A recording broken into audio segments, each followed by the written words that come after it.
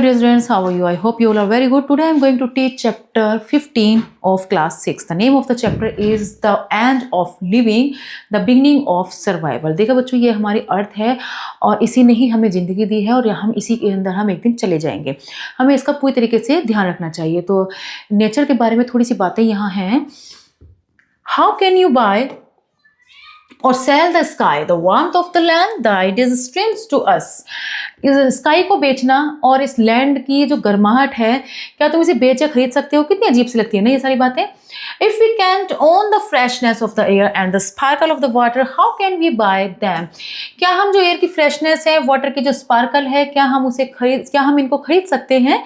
है ना, कुछ अजीब अजीब सी बातें हैं. नहीं कर सकते ना इन चीज़ों को. Every part of this earth is sacred to my people.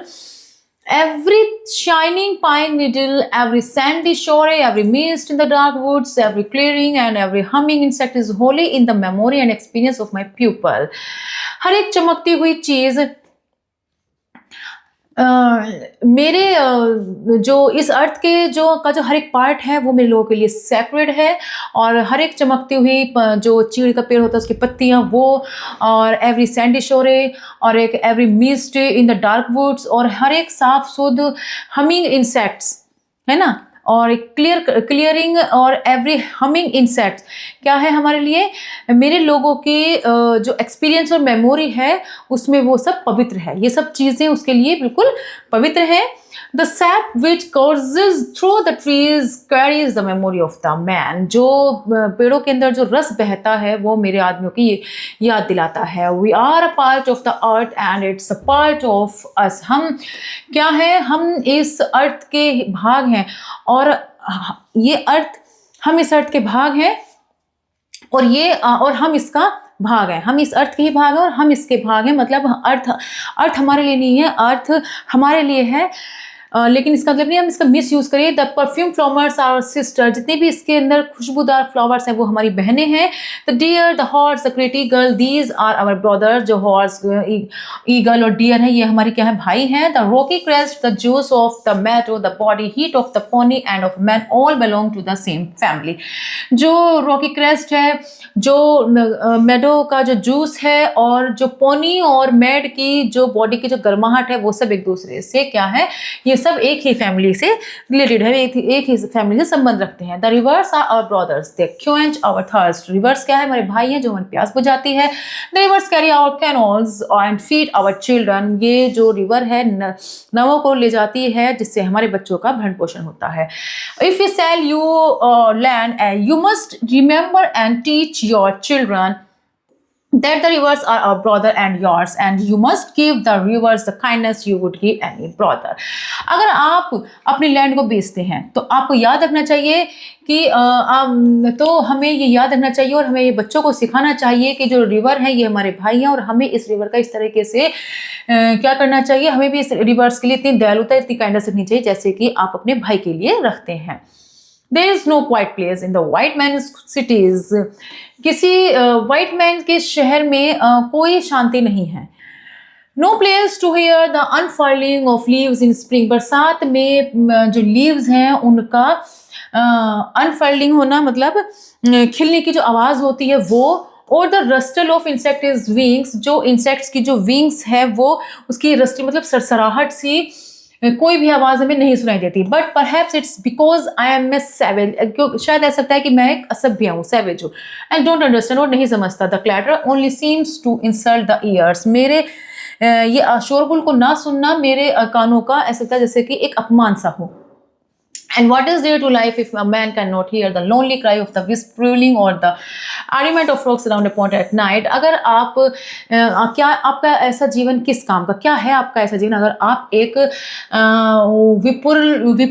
विपुरविल एक बर्ड है, अमेरिका में रहती है वो. विपुरविल का जो अकेलापन का उसका चिल्लाना, उसका शोर, या फिर रात में पोंड में जो फ्रॉक्स रंभाते आर्ग्यूमेंट करते हैं वो अगर आप नहीं सुन रहे हैं. I am a red man and don't understand. तो मैं क्या हूँ, एक रेड मैन हूँ और डोंट अंडरस्टैंड और नहीं समझता. The Indian prefers the soft sound of the wind darting over the face of a pond and the smell of wind set cleansed by a midday rain or scented with the opinion fine and pine.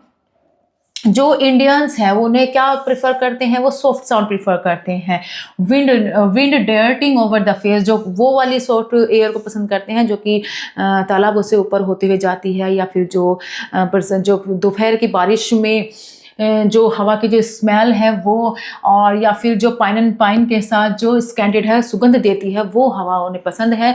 There is precious to the red man के लिए भी air क्या है, precious है, कीमती है। For all things share the same breath, the beast, the tree, the man, they all share the same breath. हर एक चीज़ एक दूसरे को शेयर करती है ना, चाहे वो बीस्ट हो, ट्री, मैन, ये सब सेम ब्रीथ, सेम सांस, सभी सांस लेते हैं और सभी एक दूसरे को शेयर करते हैं। The white man does not seem to notice the air has breath, शायद वाइट मैन जो हैं वो इस चीज़ को नोटिस नहीं करते हैं जिसमें सांस लेते हैं। like a man dying for many days is numb to the stench, दुर्गंध का साहस कहते हैं जिसे। एक अगर ऐसा लगता है, ये समझिए कि आप एक आदमी कई दिनों से मर रहा है, यानी कि वो क्या कहा, दुर्गंध का साहस एक वहाँ हो रहा है। But if you sell you our land, अगर हम अपनी लैंड को बेचते हैं, you must remember that the air is precious to us. तो ये समझिए कि जो एयर है ये हमारे लिए बहुत कीमती है। वो एयर जो शेयर करती है, हमारी लाइफ को सपोर्ट करती है। The wind that give our for father his first breath also receive his last sign. इसी धरती के अंदर, इसी हवा में जो हमारे फोरफादर मतलब जो हमारे पूर्वज, उन्होंने पहली सांस ली और अंतिम सांस भी इसी में ली।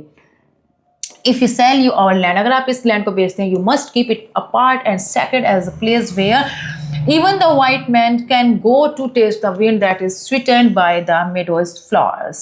हमें याद रखना चाहिए, अगर हम इस लैंड को बेचते हैं तो हमें याद रखना चाहिए कि हम कि ये एक हम इससे अलग नहीं हैं, हमें इसे पवित्र रखना है, हम इसके भाग हैं, हम इसके पार्ट हैं। क्योंकि एक ऐसी जगह है जहाँ पर वाइट मैन भी विंड को टेस्ट नहीं कर सकता, और वो क्या है, एक हरी भरी खुशबू, फूलों वाली एक खुशबू सी है, मिठास है उसके अंदर। So we will consider you offer to buy our land, इसलिए हमें मानना होगा। अगर आपको कोई ये ऑफर करता है अपनी ज़मीन बेचने का, है ना, if we decided to accept, पहले तो हम इसको हम एक तरफ रखते हैं इस बात को कि अगर हमें कोई ऑफर करता है तो सबसे पहले हम क्या करेंगे, एक कंडीशन रखेंगे। The white man must treat the beast of this land as his brother, कि हमें कि उस बेचने वाले को इस लैंड को इस तरीके से रखना होगा जैसे कि वो हमारा भाई है, इस लैंड के बीस्ट। और हमें वाइट मैन को, बीस्ट मतलब होता है एनिमल, वाइट मैन को जो इस लैंड के जो एनिमल हैं उन्हें भी अपने भाई की तरह इसको मानना होगा। What is man without the beast, आदमी बीस्ट के बिना कुछ भी नहीं, एनिमल्स के बिना कुछ भी नहीं है। If all the beast were gone man would die from a great loneliness of spirit, for whatever happens to the beast soon happens to the man, all things are connected। हमें जो है beast के साथ अच्छा बर्ताव करना चाहिए, क्योंकि अगर बीस्ट चलेगा तो हम यहाँ अकेले रह जाएंगे, कुछ भी नहीं रहेगा, और फिर उसके बाद हमारे साथ भी वही होगा जो बीस्ट के साथ होगा, इसलिए क्योंकि एक दूसरे से हर कोई जुड़ा हुआ है। You may teach your children that the ground beneath their feet is the ashes of our grandfather। हमें अपने बच्चों को सिखाना चाहिए कि ये जो ज़मीन है ये हमारे पूर्वजों की, इसमें हमारी क्या है, पूर्वजों की राख हमारी इसमें है। So that they will respect this land, इसलिए हमें इस ज़मीन को रिस्पेक्ट करना चाहिए। Tell your children that the earth is rich with the leaves of our kin, और हमें अपने बच्चों को भी यही सिखाना चाहिए कि ये अर्थ जो है रिच है, जो कि हमारे सगे संबंध, जिसमें हमारे सगे संबंधी किन यानी कि हमारे रहते हैं। Teach your children what we have taught our children, और हमें अपने बच्चों को ये भी सिखाना चाहिए जो हमने अपने बच्चों को सिखाया, वो अपने बच्चों को भी सिखाना चाहिए। that earth is our mother, अर्थ हमारी क्या है, माता है, माँ है। whatever befalls the earth befalls the son of the earth, जो कुछ भी इस अर्थ पर मुसीबत आएगी वो समझ लीजिए इस अर्थ के बेटों पर मुसीबत आई है। if man spit upon the ground they spit upon themselves, इसलिए हमें, अगर आप इस जमीन पर थूकते हैं तो ये समझ लीजिए आप अपने ऊपर थूकते हैं। This we know the earth does not belong to man, man belongs to earth. Earth आदमी, अर्थ का आदमी से संबंध नहीं है, आदमी का अर्थ से संबंध है। This is we know all thing are connected like blood which unites one family. तो ये सब चीज़ें क्या है, अब हमें इन सब चीज़ों से पता चल रहा है कि हर एक चीज़ एक दूसरे से ब्लड की तरह जो है, ब्लड की जैसे ब्लड कनेक्टेड रहता है हर चीज़ से, तो ये सब चीज़ें ब्लड की तरह एक दूसरे से कनेक्टेड है, जो कि इस फैमिली को एकजुट में रखता है। ऑल थिंग्स आर कनेक्टेड, हर एक चीज एक दूसरे से जुड़ी हुई है। Man did not weave the web of life, आदमी ने इस जिंदगी के वेब को, इस जिंदगी के जाल को नहीं बुना है। He is merely A strand in it. आदि वो तो सिर्फ एक धागे की तरह है, किसी जाल का धागे की तरह है। Whatever he does to the web he does to himself. जो भी वो इस जाल में करता है वो अपना, वो समझ लीजिए वो खुद के लिए कर रहा है। We may be brothers after all. आखिर शायद हम सब क्या है, इसका मतलब हम सब भाई ही हैं। We shall see one thing we know. हम देखेंगे one thing we know which the white man may one day discover. हम देखो इस चीज़ का पता, हम देखो इस चीज़ के बारे में सोचेंगे और शायद एक दिन जो वाइट मैन है वो भी इस चीज़ के बारे में सोचेंगे कि our God is the same God, कि जो हमारा गॉड है वो सबका ही है। You may think now that you own him as you wish to own this land। अगर आप चाहते हो उस पर अधिकार पाना, यानी कि अपनी लैंड पर, और अगर आपकी इच्छा है अपनी इस लैंड पर अधिकार पाना, बट यू कैन नॉट। आप चाहते हैं उस पर अधिकार पाना लेकिन आप इस पर अधिकार नहीं पा सकते। He is the God of man. वो कौन है? आदमी का, वो आदमियों का भगवान है। जो लैंड है ये हमारी आदमियों का भगवान है। And his compassion is the equal for the red man and the white. और वो जो है उसका वाइट मैन पे भी और रेड मैन पे भी बराबर अधिकार है। This earth is the precious to him. ये जो अर्थ है उसके लिए बहुत ज़्यादा कीमती है। And to harm to others to heap contempt on this creator. और अगर आप इस अर्थ को नुकसान पहुंचाते हैं तो ये समझ लीजिए कि आप उसके क्रिएटर यानी कि जिसने इसको बनाया है उसका आप अपमान कर रहे हैं। तो वाइट टू शैल पास। और एक दिन ये वाइट भी चले जाएंगे। But in your perishing, in your perishing you will shine brightly, fired by the strength of the God who brought you to this land and for some purpose gave you dominion over this land and over the red man। perishing का मतलब है इस यहाँ पर एक दिन आप सब जो है खत्म हो जाएंगे, आपका नाश हो जाएगा, खत्म हो जाएंगे, लेकिन फिर भी आप चमकते रहेंगे। गॉड की इस ताकत की वजह से आप चमकते रहेंगे जो आपको इस लैंड पर लाया है। और वो इस लैंड पर क्यों लाया है? किसी पर्पस के लिए वो इस लैंड पर आपको लाया है।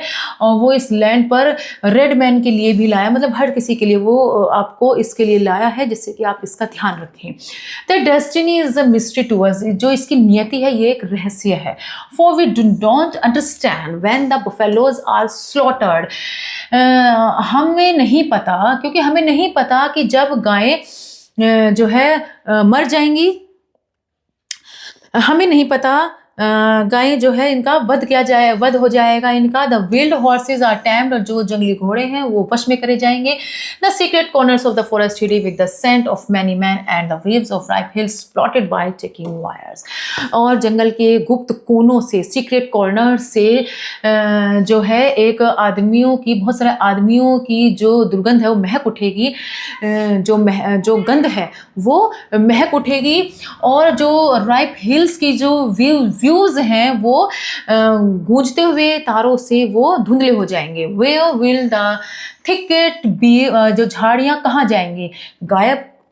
Where will the eagle. Eagle कहाँ जाएंगी? गायब। The end of living and the beginning of survival. जीवन का अंत और अस्तित्व की शुरुआत। अगर हम इस अर्थ का, इस लैंड का, इस एयर का अगर हम इसका ध्यान नहीं रखेंगे तो एक दिन सब कुछ खत्म हो जाएगा, क्योंकि हर एक चीज़ एक दूसरे से जुड़े हुए है। यहाँ पर कोई वाइट और रेड नहीं है। वाइट रेड से मतलब यहाँ पर अच्छे और बुरे लोगों से है। तो यहाँ पर कोई ऐसा नहीं है।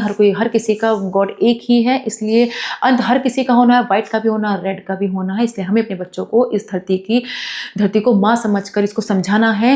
अपने बच्चों को एक सीख देनी है कि ये धरती हमारी माँ है और हमें इसकी रक्षा करनी है। कोई भी विपत्ति इस अर्थ पर आती है तो समझ लीजिए वो हमारे ऊपर है।